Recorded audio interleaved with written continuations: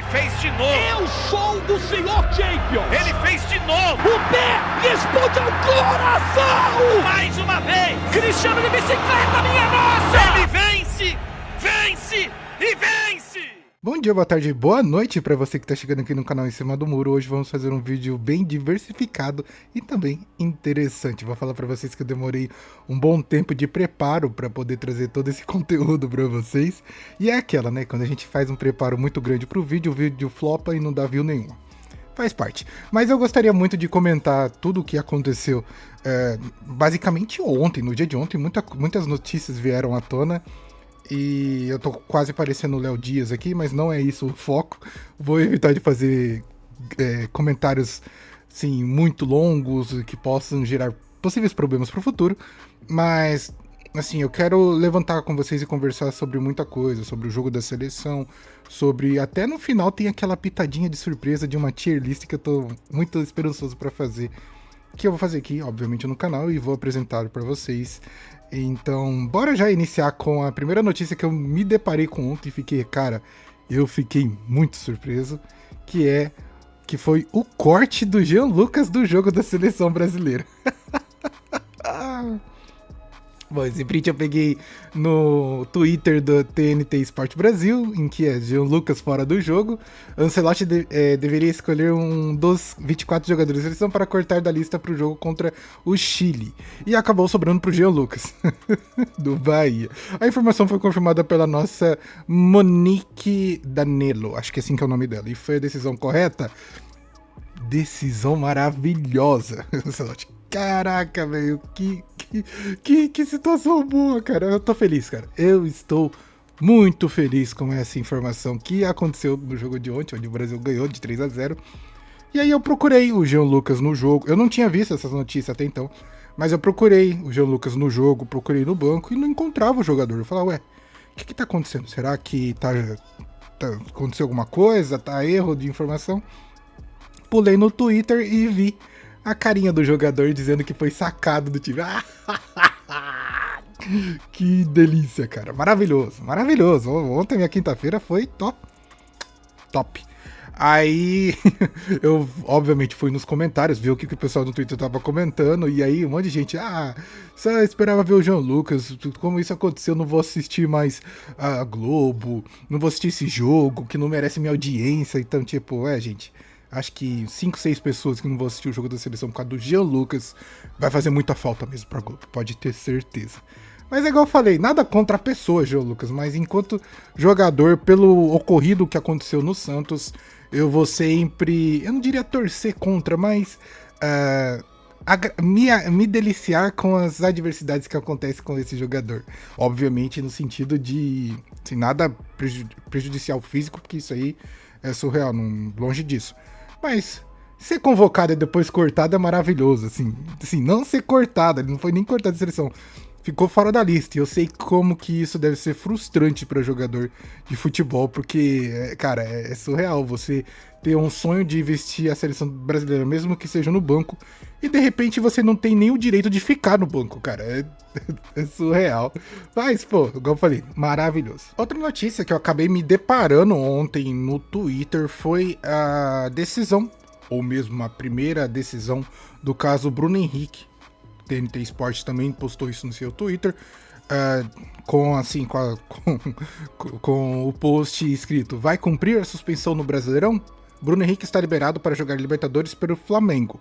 A punição foi de 12 jogos de suspensão no Campeonato Brasileiro, além de multa de R$60 mil. A tendência é que o clube entre com um pedido de efeito suspensivo. Cara, o que eu posso dizer sobre essa situação do Bruno Henrique? Se o cara foi condenado, mesmo assim, a justiça entendeu que ele teve envolvimento com situação de casa de aposta, você vai suspender o jogador, na minha opinião, é banimento. É banimento, tá certo. Se foi comprovado realmente que o jogador teve envolvimento com casa de aposta, pra mim é banimento, cara. Não tem outra justificativa. Não é que não existe esse lance de pecado pequeno, pecado grande, erro pequeno, erro grande. Igual eu falei, foi tomada essa decisão? Foi dada a cartada? a justiça deveria pelo menos se estabelecer e fazer se valer da punição. 12 jogos e 60 mil reais, ainda o jogador podendo disputar a Libertadores, pra mim é ridículo. É numa situação, no mínimo, ridícula.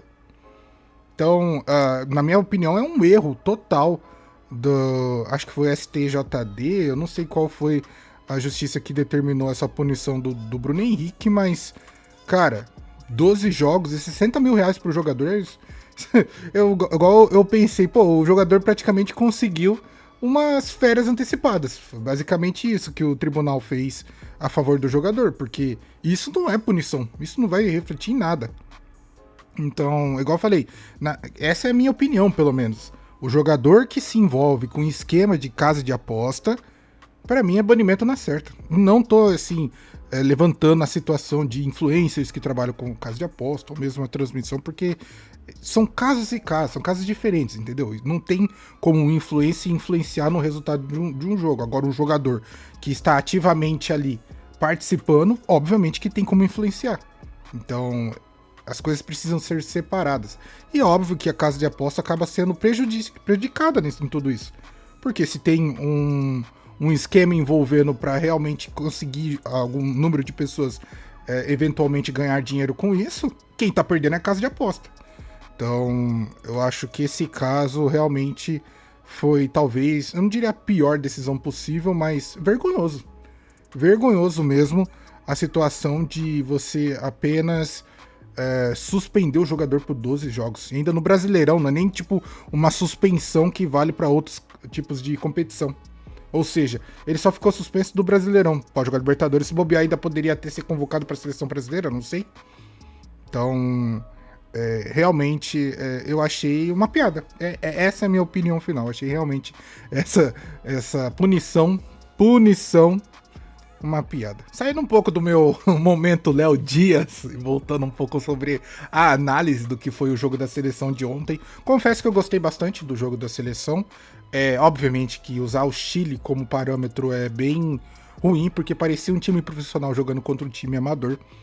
Mas o que eu gostei bastante da seleção foi a iniciativa de alguns jogadores, o trabalho em grupo de alguns jogadores também. Mas um grande ponto que eu achei crucial que o Ancelotti vai realmente precisar melhorar é o trabalho do meio de campo na parte da marcação, porque Casemiro e Bruno Guimarães na parte da marcação estavam ridiculamente horríveis. Mas vamos só comentar um pouquinho de que no vídeo de ontem eu acabei acertando qual seria a escalação do Carlo Ancelotti, que foi aquela que eu peguei no GE, no Globo Esporte. Mas errei só um pequeno detalhe, que se eu não me engano eu tinha colocado o Estevão como central e o Rafinha como ponta. O Ancelotti colocou o Rafinha como central e o Estevão na ponta, justamente porque o Rafinha no Barcelona parece que está atuando mais com essa posição, e confesso que não foi uma posição tão ruim.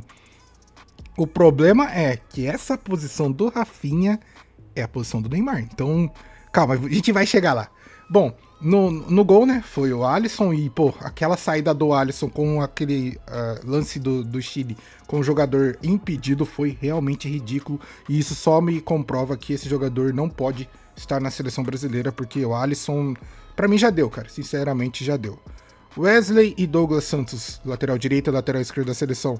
Confesso que a minha opinião sobre eles é um pouquinho, assim, não tão de crítica, mas que eu confesso que eu não vi um apoio muito forte vindo desses dois jogadores para o ataque. Na marcação foi algo razoável, mas referente a apoio para o ataque, e aí eu comecei a imaginar um Cafu, Maicon, Daniel Alves, Roberto Carlos, e assim vai, Marcelo.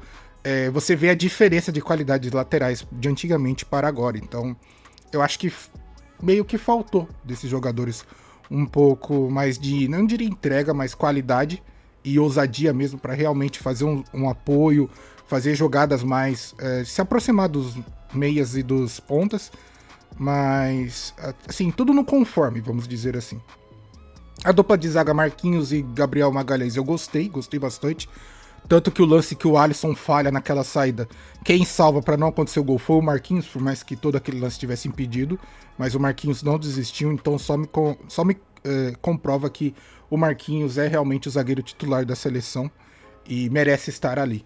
O Gabriel Magalhães teve uma partida muito boa também, então a dupla de zaga vem se mantendo muito boa, tendo também, podendo ter a volta do Militão, tem um Fabrício Bruno no banco, então digamos que de zagueiro o Brasil tá bem servido. Agora, na parte do meio de campo, Casimiro e Bruno Guimarães, cara, o que o Casimiro joga é sacanagem, tá? Porque é de uma tranquilidade e segurança que o Casimiro consegue realmente passar pro seu time, é surreal. Toda vez que o Casimiro pegava na bola, ele conseguia dar um passe certeiro e rápido. O Casimiro não era um jogador que demorava muito com a bola, então realmente, pô, o que esse jogador joga é surreal. Já o Bruno Guimarães, cara, eu vi todo mundo falando que esse cara foi surreal no jogo de ontem e eu não vi nada. Eu devo ser cego. Essa é a verdade. Eu já cheguei à conclusão no final que realmente eu sou cego, não vejo certo futebol, porque pra mim Bruno Guimarães não deveria nem estar na seleção. Pra mim esse jogador é nulo em campo. E aí vem a minha talvez crítica do esquema como um todo do Carlo Ancelotti, é que na minha opinião falta aquele volante de marcação. Eu pensava que seria o Casimiro, mas eu percebi ontem que o Casimiro tem muitas falhas de marcação no meio de campo, então talvez o Brasil ainda não tenha encontrado aquele volante que realmente controle aquela área na frente dos zagueiros, e isso vai fazer muita falta no Brasil, para uma Copa do Mundo ou para a seleção brasileira, porque a gente já viu que a gente perdeu uma Copa justamente por não ter esse jogador. Se o Casemiro faz aquela falta no Modric, a história seria outra, entende? Então, eu acredito que falta mesmo esse jogador de marcação para a seleção brasileira. Indo um pouco para frente, cara, Estevão, Rafinha e Gabriel Martinelli, eu confesso que não esperava um futebol tão brilhante do Estevão, cara. Que jogador fantástico foi a participação do Estevão. Eu não digo nem em sentido de qualidade inferior do Chile, mas de postura. Ele em nenhum momento fazia, tipo, jogadas, entre aspas, de firula, ou mesmo pensava duas vezes nas jogadas. Toda vez que ele pegava na bola, ele ia pra cima com tudo. E eu acho que o brasileiro gosta realmente de ver jogadores dessa magnitude. Assim como o Martinelli, apesar de ter sido um jogo um pouco mais apagado, o Martinelli, todas as oportunidades que teve, ele foi pra cima, até teve um lance que ele dribla dois, e se ele dá um toquinho mais pra direita e bate cruzado, ele faria o gol. Então, são dois jogadores que têm uma postura totalmente diferente do que a gente via vendo na seleção brasileira, e particularmente eu gostei bastante. Igual eu falei, apesar dessa diferença de que o Estevão foi surreal, fora da curva, e o Martinelli foi um pouco mais apagado.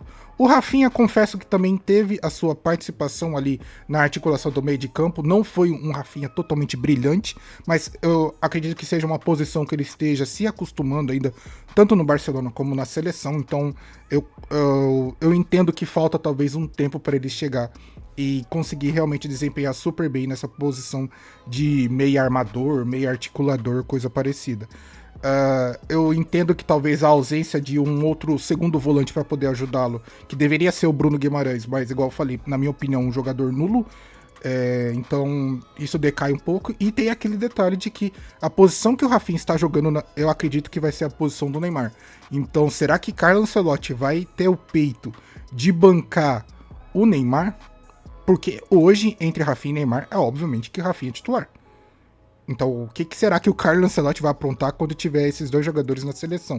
Isso a gente vai ficar bem intrigado para acompanhar e ver o que pode acontecer. Por último, João Pedro, que na minha opinião foi uma decepção, porque um jogador que é centroavante que praticamente eu não vi tendo nenhum lance de perigo de gol, não pode ficar na parte de ser titular da seleção, porque realmente a gente já tem a sombra de um Richarlison que enganou todo mundo e quando chegou na hora H não conseguiu desempenhar praticamente nada. Eu resolvi trazer para vocês também a formação que a seleção terminou o jogo de ontem, com as 5 alterações que o Carlo Ancelotti fez.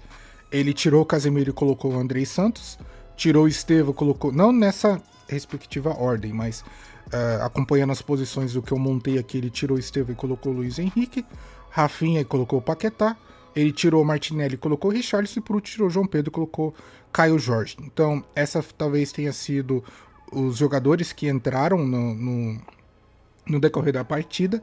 E confesso que desses jogadores que entrou, dos 5, né, que é melhor avaliar esses 5 do que avaliar toda a seleção, apesar de que no momento que entra Paquetá e Luiz Henrique, o jogo muda completamente, mas eu achei o Andrei Santos talvez um jogador um pouco nervoso.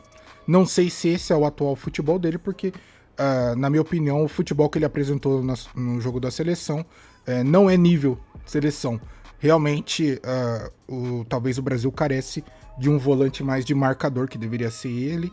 E confesso que eu não gostei. Quando ele entrou, o Brasil realmente perdeu o seu volante articulador, seu volante que conseguia dar o passe para um segundo volante, para o meio armador, e aí ficou totalmente uma bagunça. Então, o Andrei Santos, na minha opinião, não entrou muito bem no jogo da seleção. Luiz Henrique, vamos falar do Luiz Henrique. Cara, eu fiquei verdadeiramente surpreso com esse jogador. Eu confesso que toda vez que eu vejo as jogadas dele, eu não entendo bulhufas. E não entenda isso como uma crítica. Na verdade, é um elogio. Porque normalmente quando você vê um Estevão pegando a bola, você imagina, pô, ele vai cortar pra direita, vai cortar pra esquerda, ou vai fazer um lance, assim, bem interessante. O Luiz Henrique é aquele tipo de jogador que você não consegue ler. E eu acho isso muito surreal. Porque simplesmente é esquisito de ver ele jogando, só que ele consegue fazer umas jogadas que eu fico, cara, como isso é possível? Então, o jogador, eu acho que ele tem estrela. Pô, o que ele fez no jogo da seleção de ontem, mudando o jogo, é surreal. E particularmente eu acho que ele conseguiu entender o sentimento de vestir a camiseta da seleção brasileira. Então um jogador como esse sim merece a oportunidade que tem e merece também estar talvez assim como eu posso dizer, numa lista um pouquinho acima do Carlo Ancelotti para justamente continuar esse talvez teste dele na seleção, porque se ele continuar desempenhando do jeito que ele está desempenhando, eu acredito que o Luiz Henrique vai ser sim convocado para a Copa do Mundo e com muitos méritos, porque o jogador é fora da curva. Bom, falando agora do Lucas Paquetá, cara, o que eu tenho que falar do Lucas Paquetá? Sou muito fã do futebol dele.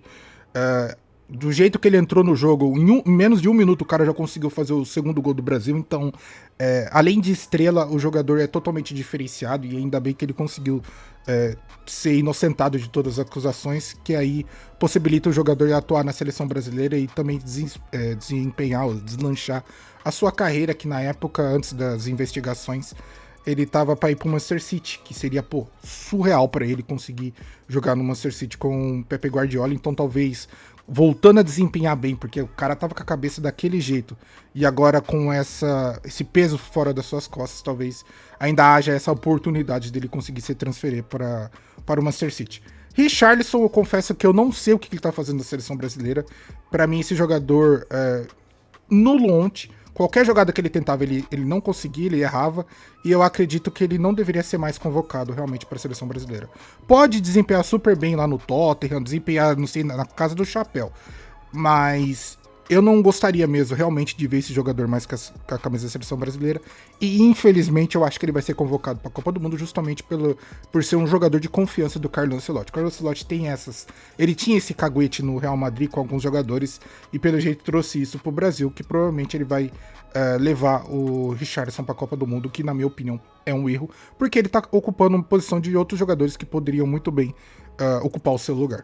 E por último, que entrou também foi o Caio Jorge, e eu gostei quando o Caio Jorge entra, ele realmente dá uma mobilidade maior lá no ataque, sendo bem participativo, com uma ótima iniciativa, tanto que tem uma situação em que ele pega a bola no meio de 3 jogadores, ele não tem medo mesmo, ele vai pra cima e tenta a finalização justamente porque ele entende que ele vai ter poucas oportunidades, acho que talvez só o jogo de ontem e o próximo jogo contra a Bolívia, para poder mostrar pro Carlo Ancelotti que ele merece estar na seleção. Então, a postura do jogador me alegra e me deixa muito contente para poder talvez ver esse jogador atuando por mais vezes, tendo mais oportunidades para justamente a gente poder ver se Caio Jorge e seleção dá certo, entende? Bom, talvez essa seja a última imagem, se eu não me engano, que eu montei, e aqui está aqui está a seleção que, na minha opinião, eu gostaria de ver jogar. Queria ver esses jogadores contando com os nomes que o Ancelotti levou, obviamente, não a seleção que eu gostaria realmente de montar, porque aí talvez eu convocaria outros jogadores e deixaria outros de fora. Mas eu manteria, obviamente, o Alisson, porque eu acho que dos 3 goleiros ele é o melhor. Entre Bento e Hugo Souza, o Alisson é melhor. E o Wesley, que se deu certo, o Marquinhos, o Gabriel Magalhães e Douglas Santos. Acho que esse quinteto aí da parte de trás eu manteria mesmo. E também manteria o Casemiro, porque realmente é um jogador que eu gostaria, que eu gosto muito de ver jogar. Só que talvez eu aconselharia ele a melhorar um pouco a sua marcação, justamente porque atualmente eu acho que ele é o único volante da seleção que é realmente aquele volante clássico marcador bruto. Então talvez falta esse caguete para ele entender que se ele virar esse volante marcador que realmente não deixa tipo, a bola passa, mas o jogador não, talvez ele possa se desenvolver e ser mais, assim, não diria prestativo, mas um jogador extra classe para a seleção brasileira. E colocaria junto com ele, ao invés do Bruno Guimarães, o Paquetá, que eu acredito que o Paquetá atuando como segundo volante adiciona um QI de qualidade no meio de campo de criação, porque eu acho que Paquetá e Rafinha trocando passes nesse meio de campo seria algo realmente surreal. Talvez a seleção perderia em marcação, porque o Paquetá não é um excelente marcador, porém tendo uma postura ofensiva de fazer bastante gols, se você faz muitos gols, os gols que você tomar é irrelevante. Na frente eu colocaria Luiz Henrique, Rafinha e Estevam.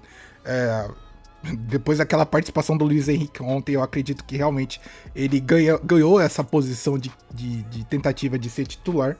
O Rafinha é um excelente jogador de controle de bola, então por isso eu manteria ele no meio e jogaria o Estevam para a esquerda para justamente manter o Luiz Henrique na direita. Ou talvez inverter os dois jogadores de posição, porque eu acredito que ambos têm um diferencial que o Brasil precisa de energia e assim, ofensividade, que tanto os dois sempre vão procurar a melhor maneira para justamente driblar o jogador, o adversário, e concluir. Então o Brasil realmente precisa muito disso.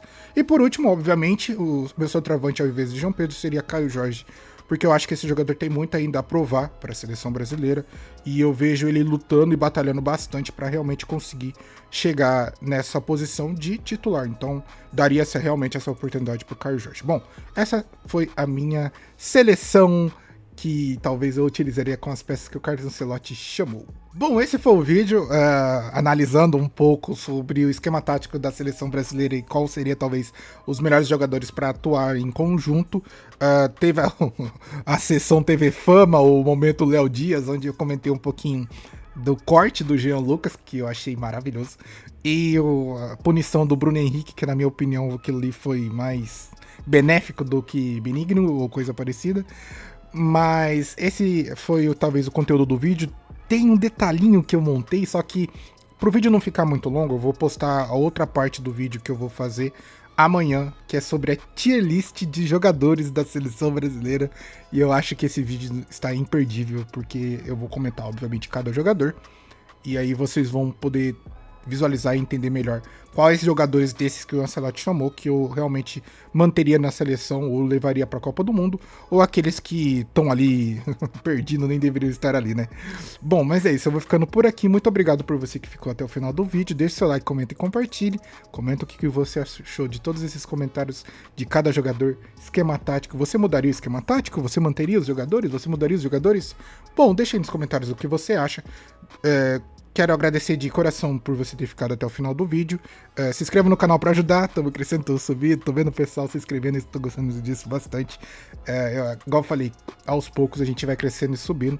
E obviamente isso tudo graças a vocês. Então, muito obrigado por tudo, eu vou ficando por aqui. Vejo vocês amanhã no vídeo especial de tier list. Tamo junto e falou!